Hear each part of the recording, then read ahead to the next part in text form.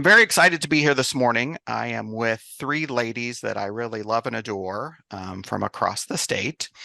We've got Amy Supple there from Chillicothe. We got Ivy Hagedorn from Joplin and Daphne Bowman from Willow Springs Mercantile. So welcome, ladies. I'm just going to let everybody know that you are muted. We are in Zoom webinar. And so as you guys have already found out, you can leave us information, Q&A section, questions that you have as we go through the presentation. Today's is going to kind of be a discussion with these three ladies about food. So feel free to ask questions as we go through, and we'll either ask them in the moment or we'll have a Q&A section at the end also. I'm going to do a quick commercial for our next workshop, which is in Jackson, Missouri, in this southeast corner of the state. It's on preservation. It's called Echoes of the Past, Vision for the Future, the Vitality of Historic Preservation.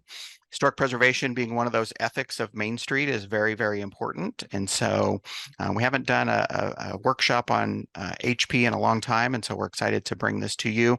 So you can find more information on our website, momainstreet.org, and hope that you'll join us in Jackson.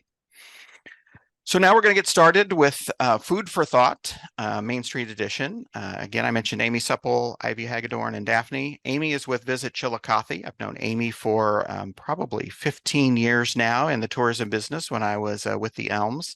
So excited to have her share about, from a tourist and convention and visitors bureau perspective, marketing of restaurants and all things promotion related to the food industry. And then we're going to talk with Ivy Hagedorn, who's with Downtown Joplin Alliance. She is their programming and marketing specialist for the organization, for the Main Street program there. She's going to talk about the Empire Market, and it's their year-round farmers market or market space, and a commercial kitchen and things that they do in the food area related to the Main Street program. And then last but not least, we're going to talk with Daphne Bowman, who's with Willow Springs Mercantile, which is in Excelsior Springs. And Daphne, I think I've known you the whole time you've had your business, maybe minus 1 year.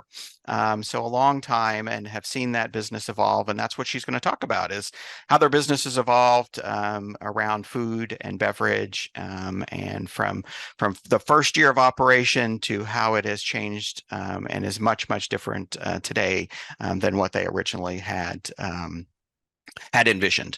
So we're going to start with Amy, and we're going to switch over to her presentation here real quick. Let her make that change. And while she's presenting, I'm going to check on that chat problem that we're having.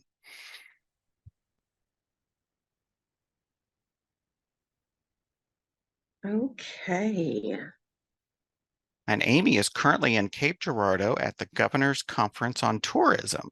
So Amy, thank you for taking a couple moments out to join us. Very, very happy to be here. I'm going to start sharing my screen here. Main Streeters love their partners in tourism. We hope so. I was at a conference once. Are we up? There you go. Yes, ma'am. Okay. Take it away. I was at a conference once, and they said years ago, it was a national speaker, and they said the tourism director and the Main Street director should be walking hand in hand, best friends. And so I think at the time, Ben White was our Chillicothe Main Street director. And so I grabbed his hand and I'm like, come on, Ben, we're going to do this. Awesome. We've always enjoyed a really great relationship with all of our Main Street directors. You might see some of their photos distributed throughout my presentation. Great. Well, take it away. Full disclosure, I did take all the photos you see in this presentation with my own little iPhone.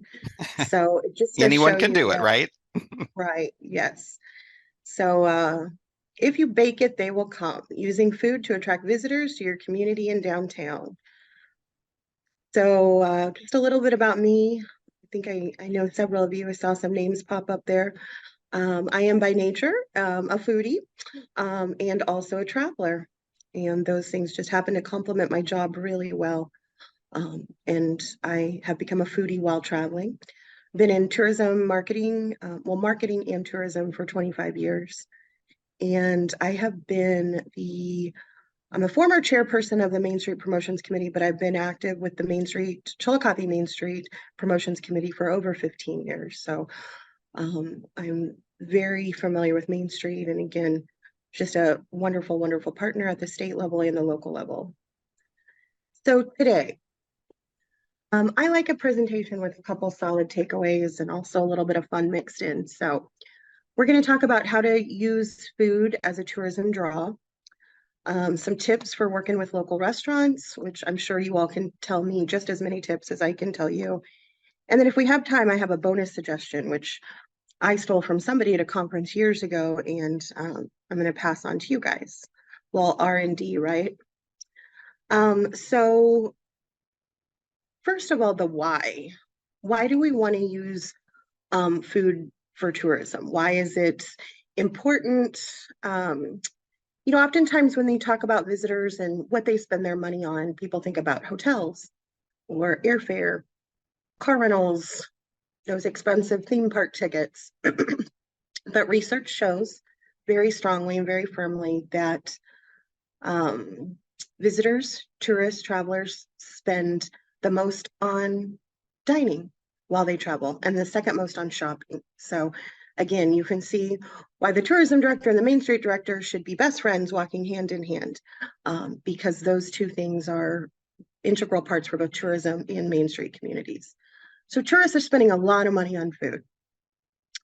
And that is why it's important to capture them and make sure that they have a really great experience. All tourists eat, whether they're sports travelers or history travelers or coming to visit friends and relatives, or if they're business travelers, they're all going to eat while they're in community. And some tourists have a very specialized interest in food travel. We call that Epicurean tourism. It falls in the cultural heritage tourism bucket, but we just call it food or foodies. And it's year-round. It's something that we can promote all the time. Local Chillicothe business, Tommy Walker and I were at a presentation recently, and a new-ish restaurant to Chillicothe recently said in a group of people that 30% of their restaurant patrons are visitors. And that's a downtown restaurant in Chillicothe, Missouri, 30%. So those numbers are pretty impressive. And we want to help them to make that even more. So how can you do that? The recipe for success in promoting food tourism. First of all, inventory. So whether it's your downtown or whether it's your entire community, whatever your particular interest is, make a list of your restaurants. And I'll show you ours in a minute. It's not super fancy. We have different versions of it, but it doesn't have to be fancy. List all your restaurants, and not just your restaurants. Go ahead and list all your coffee shops, your ice cream shops, your smoothie shops. We have 3 smoothie shops in Chillicothe now.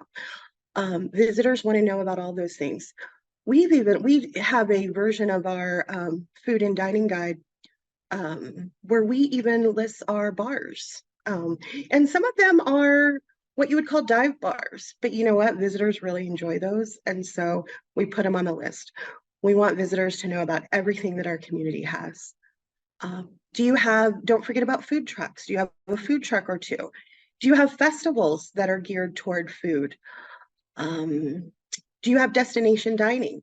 Has anybody ever heard of the Pear Tree Restaurant in Macon, Missouri? So that is a perfect example of destination dining. That is a restaurant that people will travel over an hour to go see, to go eat at. So do you have one of those restaurants that people are coming to, and can you build on that?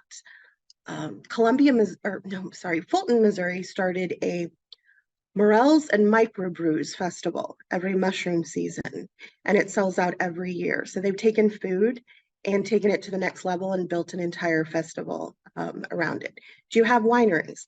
Put all of that into an itinerary, and then that's going to help you develop your tourism product. We call it product development. And it's going to allow you to connect those dots, create some themes, promote your destination and your dining a little bit more.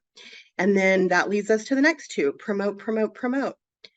As one of our governors said at our conference one year, it's fun to sell fun. So just get out there and take some fun pictures. Use your iPhone when you go to these restaurants and throw them up on your social media. Let people know all the options that are out there. Reach out to publications, media, get your partners on board. And then harness the power of social media. Tell your unique food story online, post those pictures, and show how fun drinking and dining can be in your district.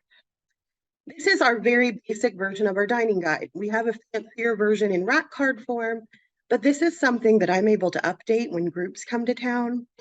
We leave at the hotels. I did it in Publisher. It is not great, but it's effective and it lists it. And we can change it on the fly if a new restaurant opens, if one is temporarily closed.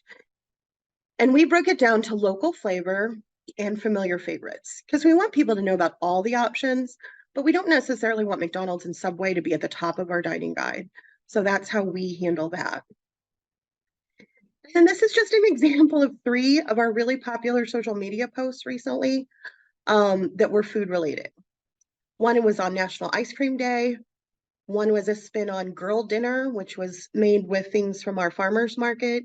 And then one was talking about all the food offerings at our Chautauqua in the Park Festival. And those all resonated really well and had great reach on our social media channels. And again, took all those with my iPhone on the fly and threw it into some social media posts. So hopefully at least half of you on this call can finish the phrase home of. So if you said sliced bread to yourself, I'm doing my job and I should get a raise.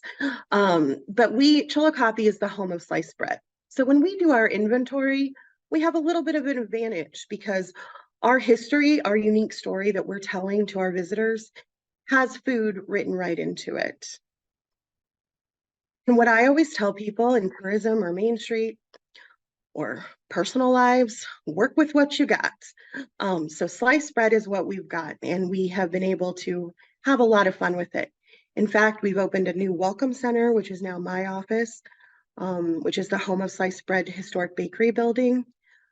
We do themed events. You can see bread at our farmers market. We've got Toasty, our mascot, which people absolutely adore. And we tell our history all throughout town and tell our story, our unique slice of history about sliced bread. In fact, we love bread so much, we created an entire festival around it. So July 7th every year is the anniversary of when sliced bread was made. So this year we celebrated 95 years of sliced bread, and we had Sliced Bread Day. It's a day full of all kinds of events, and I just threw a few up here. We have a bread baking contest. This was our social media stuff that Tommy did with the QR code that lists the entire day full of events. We started it with a French toast breakfast. So see, all the time we're just thinking bread, bread, bread, bread, bread. How can we make more bread? Grilled cheese, sandwiches, sliced bread, jam. How can we promote bread? And we even had a baby contest that was baker themed, and you can see one of our adorable winners down there at the bottom. So working with restaurants, moving on to our next point, how can we better do that? So like I said, the restaurant at our presentation recently said that 30% of their business comes from visitors. So they know that food can be tourism. They know that it's important. However, I don't know if anybody's ever worked in a restaurant. They're real busy. So when we call them for a promotion or to get a photo or to ask how we can help them, they don't always have the time. So some of my advice is just go to their restaurants. Tommy and I were just talking about this. Try to go to a different restaurant a couple times every week and take pictures, chat with the owner, tell them you're trying to do more to promote them. Ask them how we can help them. What do you need people to know about your restaurant? How can we help tell your story? And then refer. So this can be in person. This can be on your own personal social media. I always really try to do that, play up all the different restaurants, hype them up. And that also means hype them up on Google. Have you referred one of your local restaurants on Google lately? What about TripAdvisor or Yelp? Go out and leave a review as a personal individual that had a great experience at that restaurant, and then encourage your friends and family to do the same. It's a very easy way to help those restaurants. And a lot of this came from that terrible word we don't like to say 3 years ago, pandemic. We learned a lot of this during pandemic. For tourism, the hotels were basically shut down, so we weren't doing a lot to help the hotels because we couldn't.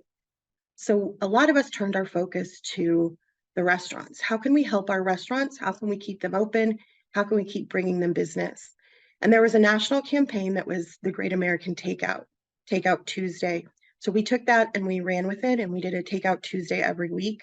We highlighted different businesses. We also changed our dining guide to takeout guides. We called every restaurant. We asked them how they were doing takeout, what they wanted people to know, and we highlighted restaurants and restaurants and restaurants. And during that time, I developed some really great relationships with my local restaurants, and that has been invaluable. Okay, time for bonus advice. I feel like I'm going a little over, so I want to make this quick. I was at a national tourism conference once, and someone was talking about food tourism. And the number one piece of advice they gave that I think anybody in this webinar can take back to their community is develop a signature dessert for your community. So you think about St. Louis with ooey gooey butter cake, or St. Joe with the cherry mash, or Marceline with the Dusty Miller. And if you don't know that story, you need to know that story. So we're working in Chillicothe to try to develop sliced bread pudding, because it doesn't sound great, but do you know sliced bread pudding can be made with chocolate or apple or even bourbon? So take it back to your community. It doesn't even necessarily have to be easy. Maybe you have lots of pecan trees or cherry trees in your area. Come up with a signature dessert based on that. It's really a point of pride and a rallying point for your entire community. Here's my information if you want to reach out or ask any follow-up information. And there's me and former Main Street Director Crystal Nar with some free hams that we won, because I just wanted to use that picture. Keep your presentation up, Amy. I'm going to ask you a couple of questions, so just keep that up. Okay, I sure. have two things related to that downtown restaurant list or the restaurant list you came up with. So the question is kind of related. Do you list just as a main street? Do you just list those in your downtown district, or do you include the whole town? So they're speaking from a Main Street perspective. Absolutely. So that's where, you have to work together. And Tommy and I work together on a lot of different things. So in our visitors guide, we might highlight downtown restaurants on one page and then other dining on another. That's coming from the Visitors Bureau and our budget. So we have to promote everybody. Right. Mm-hmm. But certainly in your downtown district, you could highlight a night out in our downtown, use these great restaurants, these great specials. That's going to allow you to dig in even a little bit deeper and have a better relationship with them. Yep. And I was going to say, Amy has mentioned Tommy several times. Those of you who don't know, Tommy is the Main Street Director in Chillicothe currently, and she mentioned her name several times. And so showing that relationship between the two organizations is so important. And I'll also chime in, yes, from a Main Street's perspective, on your website and in your promotional materials, your mission is your district. So you would limit that to the restaurants and eating and drinking establishments in your district. But from Amy's perspective, working as the visitor aspect of it, the tourism aspect of it, it would be her entire area. But that's where working together, you can share those lists and share those recommendations. Absolutely. You can do an inset, like with Chillicothe, we promote our murals. So you can do an inset of our downtown with a map and highlight the restaurants that are there. Those are just some ways that you can kind of differentiate, even working with your tourism board. So you need to chat about that. Right. And so I think we've answered two questions related to that question already. I wanted to say also, I loved how you did your restaurant list, where you had kind of the locals and then you had kind of the favorites at the bottom that, McDonald's, Applebee's, those things. Jefferson City kind of tackled that, because again, you don't want McDonald's to be at the top of your list. For most of your tourists are looking for experiences, we hope. Jefferson City, we just held a workshop there a few weeks ago. they did their Jefferson City original restaurants. And so those restaurants that have been around for a long time that are kind of well known, they had a section that kind of listed out their original restaurants, which I thought was a cool way to call them out. I love that. And that could be something else that you do as a Main Street. You could highlight these great local Main Street favorites, and then you could put near the district or something Right. like that, for those ones maybe surrounding the district. Because again, visitors don't necessarily know exactly where one Yeah. district, one city, one county, they just want really fun stuff. And the whole idea of making the pie bigger for everybody makes everybody's piece bigger. So Speaking of pie, someone mentioned in the questions also, Kimswick has their Levy High apple pie. So again, back to that, kind of creating your destination dessert. signature, I yep. love that. Yep. Mhm. I wanted to mention one thing that I think, is important for folks to think about. And you mentioned, the percentage of tourist or visitor customers that one of your restaurants has. I think it's important for restaurants to understand their market. Some areas, of course, have a higher tourism component to it. Excelsior Springs, where I live, certainly has a large tourist population, and some of the businesses, Daphne may be able to talk about that on her portion.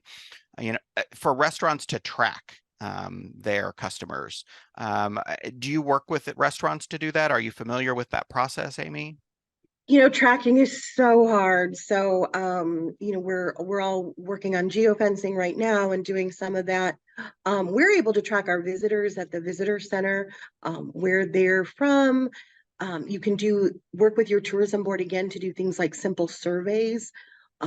Where are you from? How long did you stay? How much did you Hmm. spend? That sort of stuff, and do an incentivized little survey. I will say the reason that that number really stuck out to me and I wanted to talk about it is because it was surprising to me as the tourism director that it was that high. These are very in touch restaurant owners. They actually own several restaurants in our community, but this one is well off the highway Hmm. in the middle of our downtown. Um, and it's fairly new. And so the fact that they get 30% visitors makes me wonder, okay, the ones on the highway have to be getting more. Sure. And I'm guessing there are community partners like those of us on this call in other restaurants that have no idea that many of their patrons are visitors because they're not as in touch. So we do need to do better about solidifying those figures, doing a little bit of research, and getting that message out there. Yeah, I share with a lot of Main Street programs, the simple zip code survey for customers. Do it for a month or two. Do it in season, do it out of season. Can be vital because they do need to understand, what's going on and where their customers are coming from. So, thank you, Amy. Hang around. We'll do official Q&A at the end, but again, please feel free to share your questions in the chat as we go through the next presentation, which is Ivy. Ivy, I'm going to turn it over to you. All right, wonderful. Thank you. So yeah, I'm here today, like Keith said, to talk about the Empire Market here in Joplin and why we opened it, what our goals were, and how it can really help the local food culture. So these are some recent pictures from the market. It is actually an indoor market. It's a 4-season market. We're open all year round. There's basically one Saturday a year that we're closed. And this is actually, we just celebrated our 5th birthday this April. So we opened in 2018, and I was cleaning some stuff out of my office this past week, and I found like the original agenda from our very first Empire Market meeting. Actually, it wasn't even the Empire Market meeting. It was an unnamed market, because that was literally the first point on the agenda was, hey, we need to name this market.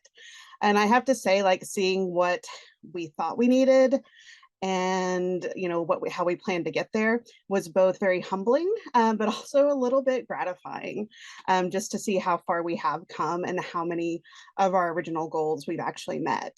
And some of those goals, like we as Downtown Joplin Alliance really saw the need for a farmer's market in Joplin. I mean, Joplin is a town of 50,000 people, and we get a lot more people coming in every day, and we didn't have a consistent farmer's market and hadn't for decades.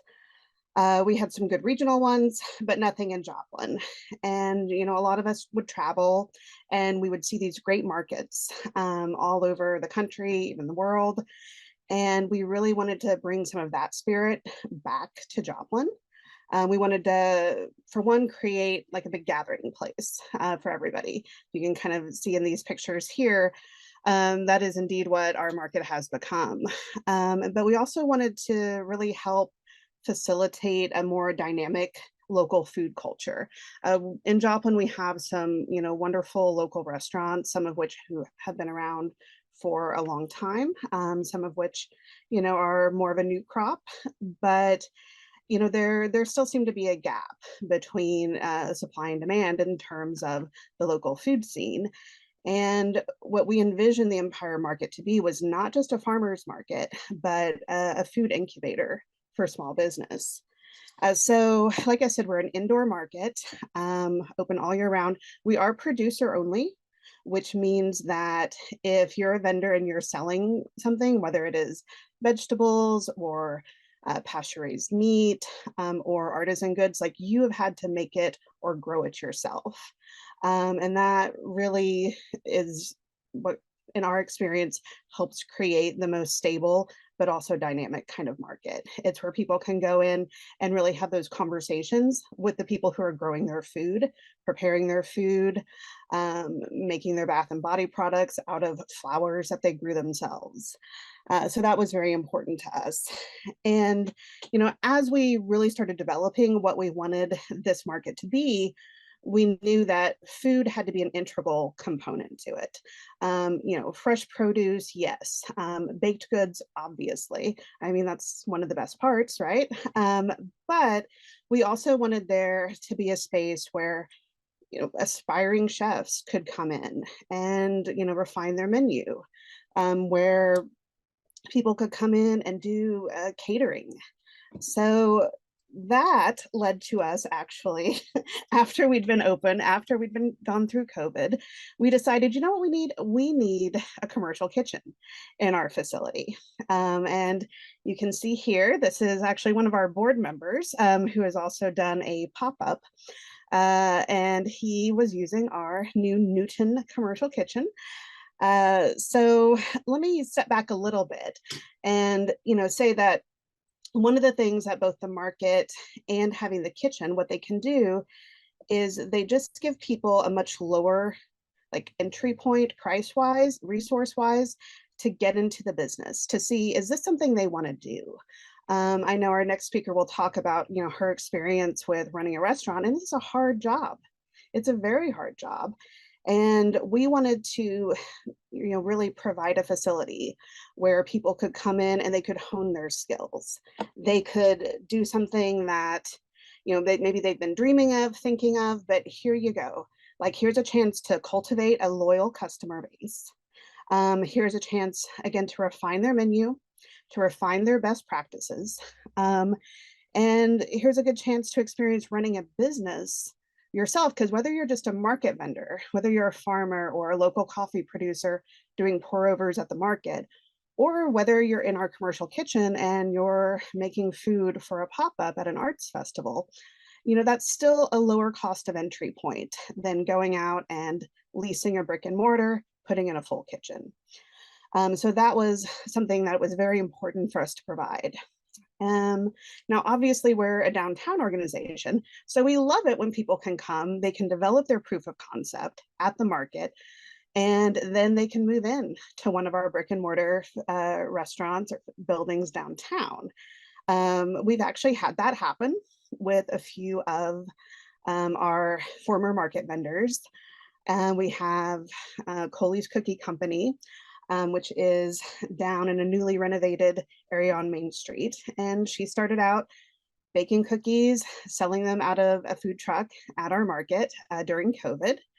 And now she has a beautiful new place where she's open, I believe, 6 days a week.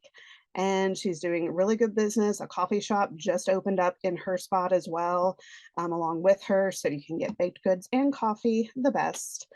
And that's definitely one of our success stories. Um, but let's see, let's talk a little bit more about that kitchen, because it was a huge project for us. So this is the Bunny and Jane Newton Community Kitchen. We spent most of 2021, 2022 fundraising. And of course, as always, there's still more fundraising to go. But this kitchen, it acts as an incubator. It allows some of our market vendors who were already there on Saturday to come in and amplify what they were already doing. They can come in and cut fresh produce. So now, instead of buying the whole melon, maybe you walk in and you can just buy a cup of cantaloupe, which for some of us, me, lazy, I don't want to cut up that fruit. So that we have also had, we have a Thai food vendor who's there every Saturday cooking up just the most delicious fresh curries and gyoza and fresh rolls. Really like them. And we've had other vendors who just use it to do certain parts of prep work, which means that they can sell additional value-added foods at our market and grow their own business. We also have a little cafe area inside that every Saturday is full now. And it is a place where you can go, and I don't care what time of day it is during the market, you can sit there and someone will come up that that you can sit and have your breakfast with or have lunch with. And so it's another way that focusing on food, focusing on building community through food has enabled us to reach like one of our original goals, which was to create a gathering space for all. So I did want to talk a little bit beyond the market. And this picture over here, where it says Downtown Wants Sushi. So this is something that we are wanting to implement as part of a marketing program for our downtown building and property owners. This is something our executive director, Lori Hahn, had actually come up with for one of her empty properties. And she had these made as like self-adhesive vinyl clings for windows, nice and big. And she put them up in an empty building and didn't get a sushi restaurant, but we did get poke, which is about as close to sushi as you can get without it being sushi. So that's something where we're just going to refine the design a little bit, make it a template where we will actually put in like, oh, downtown wants a grocery store. Downtown wants, well, we still want a sushi restaurant. So that's one that we would put out. But then to talk to those property owners and say like, hey, we've got this design for you. We've worked out a deal with the printers. Here's how much it would cost. Let's put it up in your window and let's ask for what we want in terms of downtown dining. We've also been trying to work more with the building owners, with the city in terms of, well, what is actually necessary code-wise, for a kitchen to operate, depending on what they want to make. Because most city codes that talk about that, they weren't established in order to provide the most ease, let's say, for prospective business owners. Those codes came about because, oh, something bad happened with this, and so now we're going to make this rule. But most, at least in our city government, they're generally very willing to work with us to be like, oh yeah, that doesn't make sense anymore. Let's change that. And then regardless, we can act as a conduit between restaurant owners and the property owners and the city, and we can get what we want in. And I think that's about all I wanted to talk about today. Ivy, thank you. I have several questions, and there were also some questions that came up on the Q&A portion window. So kind of the big question is, how did you fund that building that the market is in? Okay, so the market is actually housed in a 1907 building that we were donated by our local utility company, which used to be known as Empire District Electric. It's now Liberty. So we did waffle back and forth between, is it Empire Market, is it Liberty Market? But that didn't last very long. We chose Empire because we wanted there to still be some trace of the legacy. They'd been in that building for over 100 years. So we did that and it was donated. We have been able to I believe after the first year, we were able to get property tax exemption on that because all of the things we were doing in the building worked towards our mission. And, we use, I will say that there's a decent amount of our funds that do go into property maintenance, but what really helps is that the main part of the building is actually 2 stories. And so we lease out offices upstairs. And we were leasing out offices before we even were able to open the market. And that helps, with utility costs, just with general upkeep of the property. We have another smaller building on property that is actually currently leased to one of our market bread or bakers and a local coffee roaster. So all of that, really helps to offset the cost of the property. Sure. And then you guys have had to put on a new roof. The building needed some repairs. And so you've done fundraising and capital campaigns and different things for various projects, right? Absolutely. A lot more. This organization had never had to do really capital campaigns before because we never owned anything, certainly not property. So, that has definitely been a learning curve. But our board and committees have gotten much better, more comfortable with it. And what we see, as we do with a lot of our things, is that success tends to beget success. So the more that we go out and ask for money for this project and then complete it, then we can go back and say, hey, look, this is what we did with that $10,000 you gave us, or that $2,000, or that $20. And this is what we want to do next. And then even in a more literal sense, in terms of success, leading to more success, is we actually used the almost $5,000 or 500 grand that we spent on the commercial kitchen as our match for that last round of ARPA grants. And so we were able to get an ARPA grant to go in. It's basically $1 million grant to go in and redo all of the bathrooms in the market, our entry points, and some landscaping, just things that we've wanted to do, much like the kitchen. And this is now the time to do it. So yeah, I was going to say you received a USDA grant for the commercial kitchen and then used that to leverage a capital campaign. So perfect. Question about how you lease or rent the commercial kitchen. What's your process for that?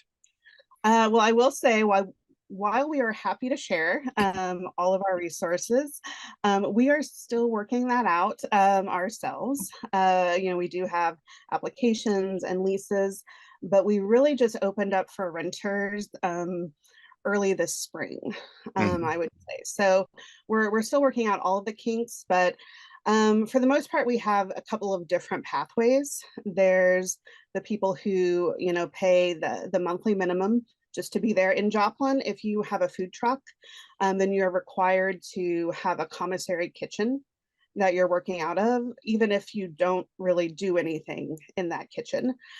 So for those people, we just had a new taco truck sign up for that. They'll probably just end up, giving us the $50 minimum per month. But then otherwise we have a calendar that people actually go in, our tenants go in and mark, okay, this is when I'm here. This is, they're supposed to also mark, this is what I'm doing.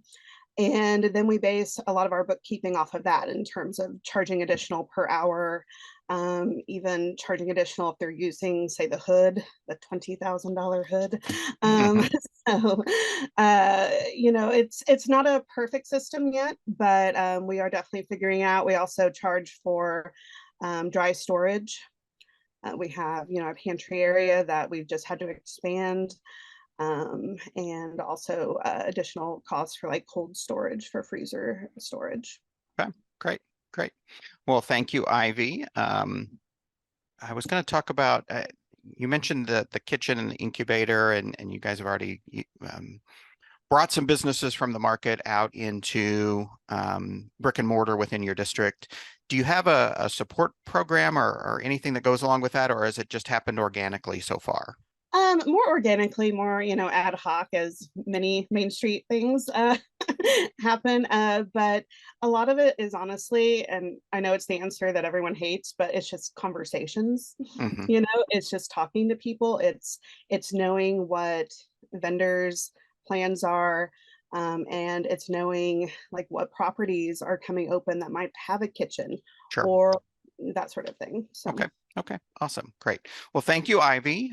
Stick around. We might have some more questions related. Actually, I have a question here I'm holding that I think is going to be for the entire group. So if you could stick around, that'd be great. Daphne, we're ready to bring you on board and talk about Willow Spring Mercantile.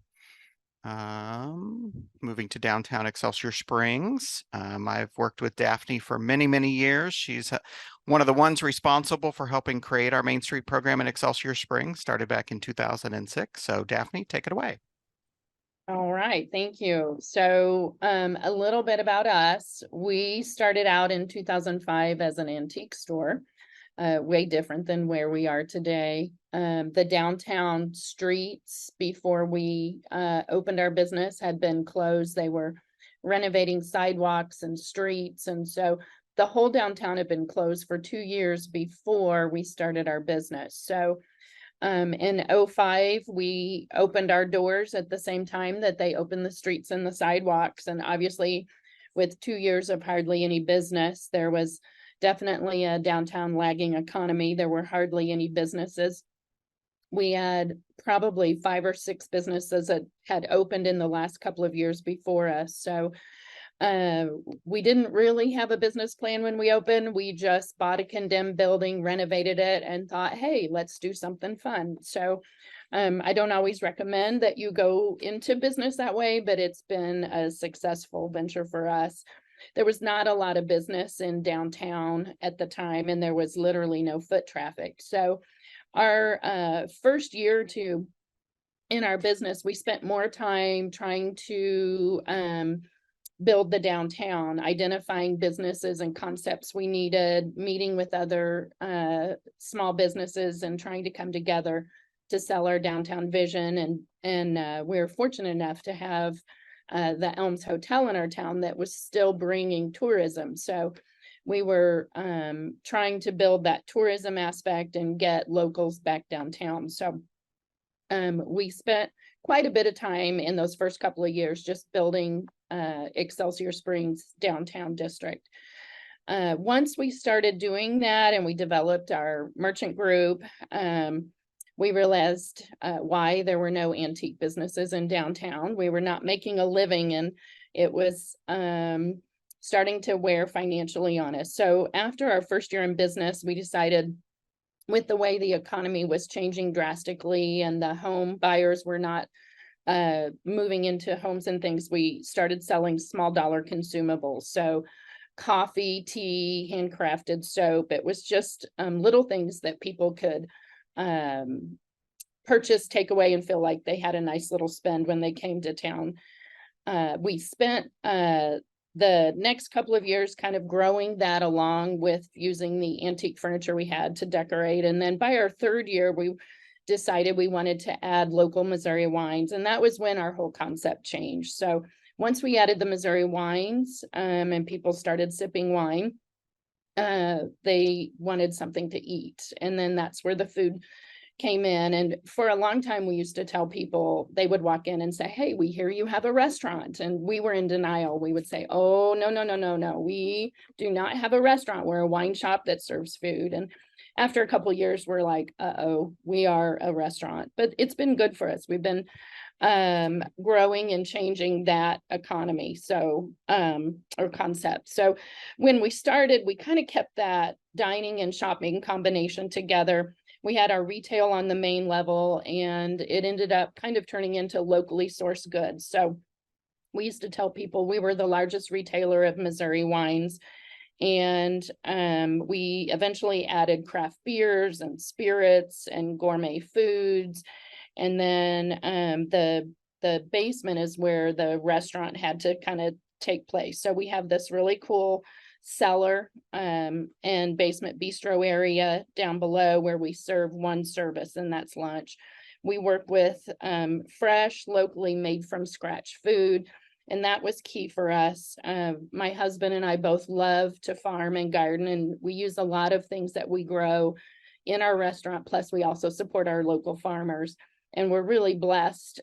We are in a nice agricultural area. So a lot of our farmers now will go to the farmer's market, but a lot of our farmers will just call and say, hey, I have flats of tomatoes, I have potatoes, I have onions. And so it's wonderful. We're able to have that relationship with our farmers and bring that food in. And so our customers really enjoy. And one of the things in our reviews you'll constantly see is how fresh our food is, because we make it as much as possible with local farm produce, locally sourced ingredients.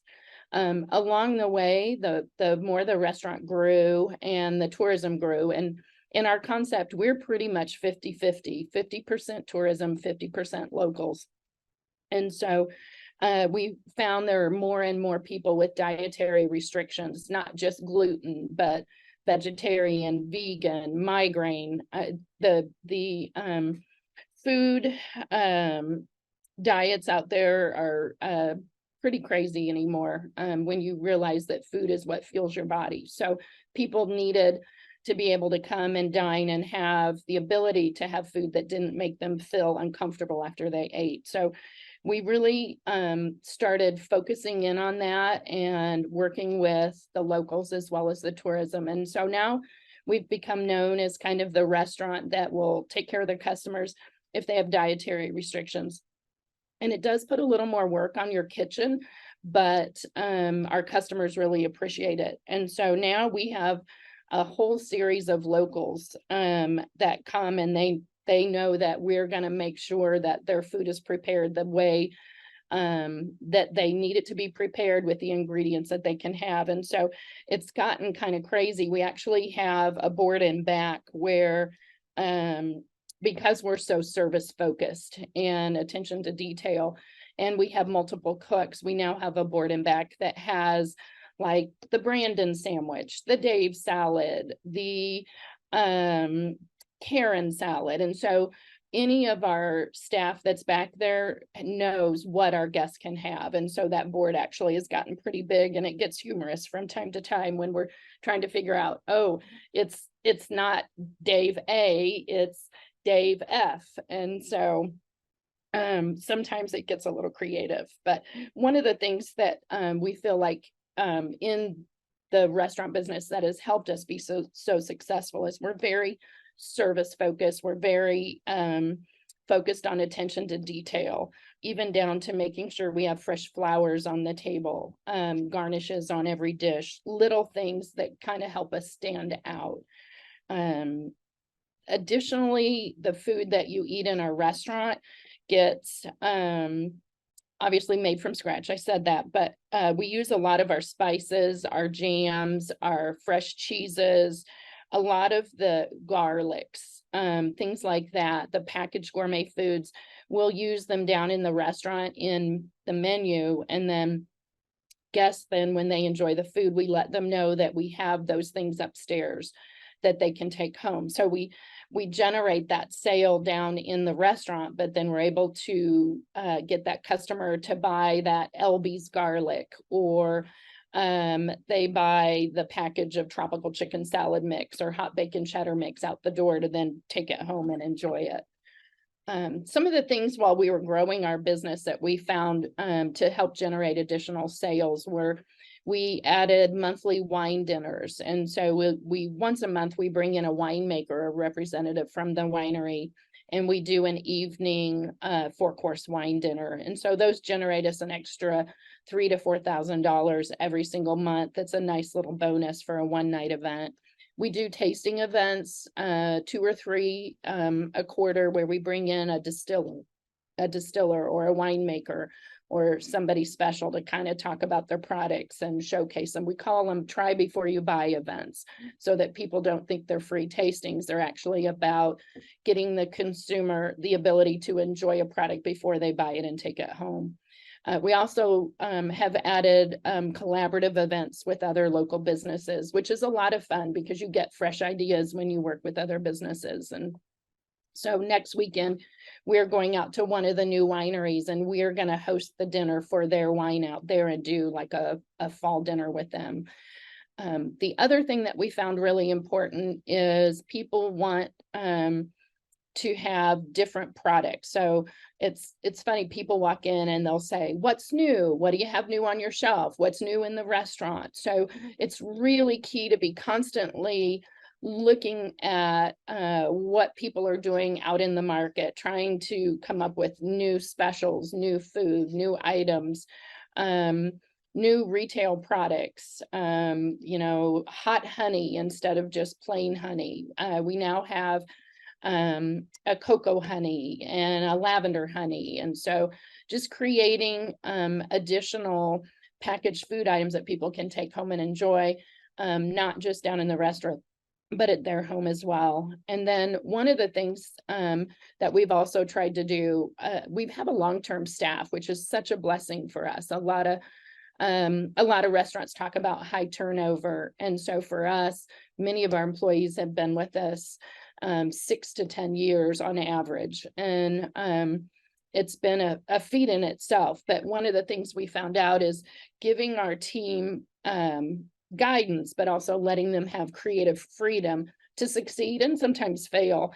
And giving them the creative freedoms, they now create themed special food. Like one of our girls said, we should do Taco Tuesday.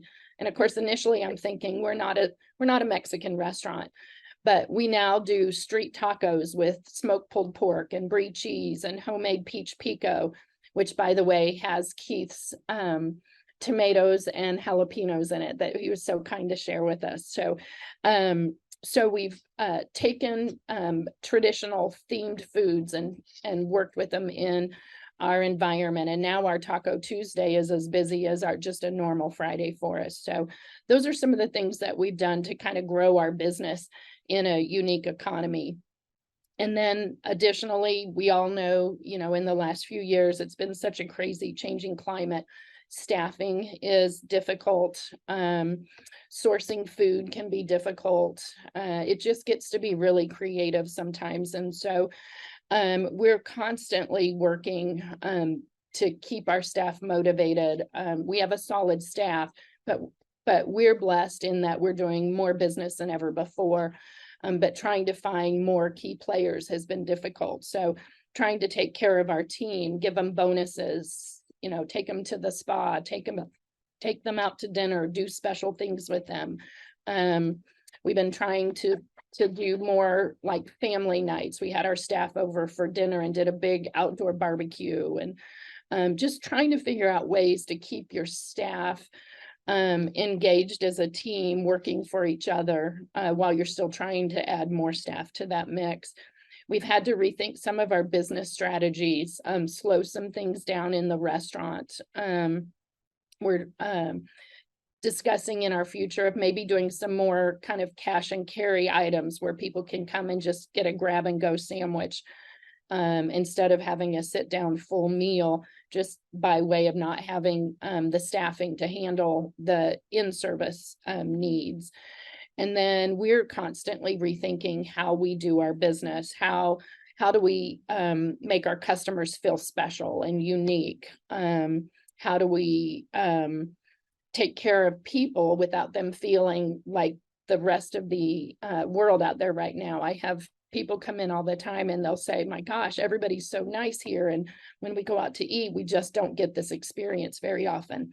And so we're constantly working all the time to not just take care of our guests, but to take care of our team and staff who take care of our guests. And so while the restaurant business can be very creative and difficult at times right now, it's still a very rewarding experience because you are taking care of people. And if you love to be in the service industry, it can still be a lot of fun. And so we've been here 18 years now, and it's been a wonderful 18 years. And, we're just kind of looking forward to seeing where this next stage goes.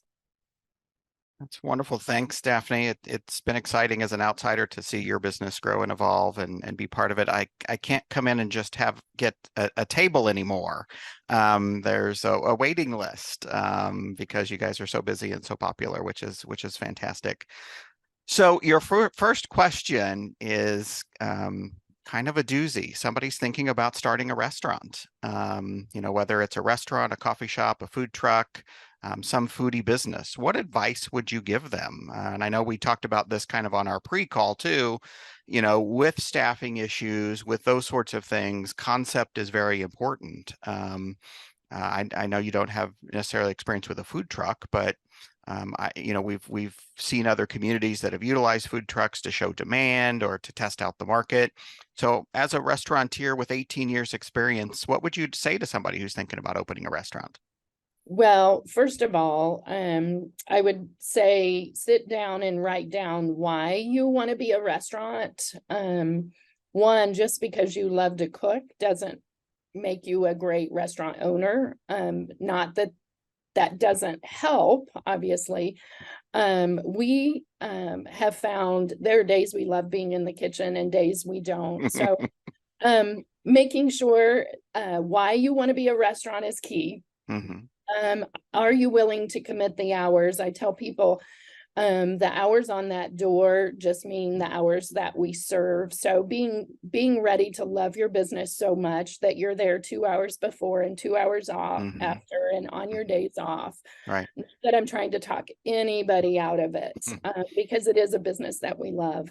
And that's why we're successful at it. But I would additionally kind of perhaps look at where you're going to be, what the market is, what businesses are already there, and how your concept fits with the existing downtown footprint or city footprint. I think it's really important when you have a concept to make sure that it fits and it isn't a repetitive business that somebody already has up and running. You want to be complementary in your restaurant concepts. You don't want to be competing, if that makes any sense. So sure. Those would kind of be the starting points, and then get with your downtown merchant director or your tourism director, whoever it is, to help guide and navigate, because starting a restaurant, as you heard when they were trying to get that commercial kitchen up, working with the city, the codes, all of those things can be very challenging. And if you haven't done those things before, having someone help you navigate that path is actually going to lead to your success as well. Yep. Amy, I was going to ask you, and then I'll get to Ivy too, kind of about, testing the market and things like that. But Amy, from a marketing perspective, any advice for somebody who's thinking about opening a restaurant? Yeah, just real quick. And I think they mentioned they were from Bethany. Bethany. So a small town similar to Chillicothe. I guarantee if you start chatting with people in Bethany about wanting to open a restaurant, you're going to get a lot of really excited people. So leverage those partnerships. I think Daphne referenced that a little bit, your Main Street, but also your economic developer, people in the region. Maybe somebody has a building and they're going to get so excited about your restaurant concept. It is challenging, to Daphne's point, to bring new restaurants to especially small rural communities. So I think you're going to find a lot of friends if you do develop your concept, like Daphne said, and get a little bit of a plan together, and then start sharing that plan with some potential partners. Yeah. And then they can help you market it as well. Work with them to get the word out there. And there's, even in a competitive market, there's always room for really great new things. There's always room for the best. So Sure. Ivy, just from your experience with incubators and testing the market, any recommendations for this person thinking about a restaurant, and maybe kind of how to test the concept a little bit before jumping in with both feet? Yeah, I mean, I do think that doing different types of pop-ups is really a great way to see, because it's not just like about building that customer loyalty. It's not just about your own recipes. It's also about, like, do you actually love this as much as you thought you were going to love it? Right. Because it is a huge time commitment. I mean, any small businesses, but It is, yeah. for To be successful, people, right? yeah, to be successful. But for restaurateurs, I mean, the margins are super, super thin, and it is kind of a grueling process, especially to start from scratch. So I would recommend pop-ups. See if you have a farmer's market or some type of food hall in your community. And if you don't, you know, talk to you know, maybe your main street director, or you know, people at the city, people who own property, and say like, hey, I need a space to do this, you Right. know, during an event, something like that. Yeah, I was And thinking about like a festival of some sort, you know, yeah, get a tent absolutely. and test some product and just go dip your toe in a little bit. Yeah. Yeah. Okay. All right. No more questions, and we are out of time. Ladies, you ladies did a wonderful job. Thank you very much. Again, three of my favorite ladies Thank throughout the you. state. Appreciate you being part of this today, and I think sharing some great information. And so I'll just remind everybody that all of our Mornings on Main webinars are on our YouTube channel. So this one will be uploaded probably sometime tomorrow for you to go listen to or share with other people. You can also go look at our whole library. We've been doing this since COVID started. So we have quite a library of Mornings on Main. In fact, I think Daphne was one of our first Mornings on Main contestants, participants that helped us when we were all trying to figure out what to do during COVID to keep our small businesses alive and supported. And this is also our last webinar for 2023. So we're putting together our calendar for 2024, and so we'll be sharing that in the upcoming months. So I just wish everybody a good rest of the year, a good rest of your day, and thank you, ladies, one last time. Have a great day on Main Street. Bye-bye. Thanks, you too. Thank you, Keith. Bye.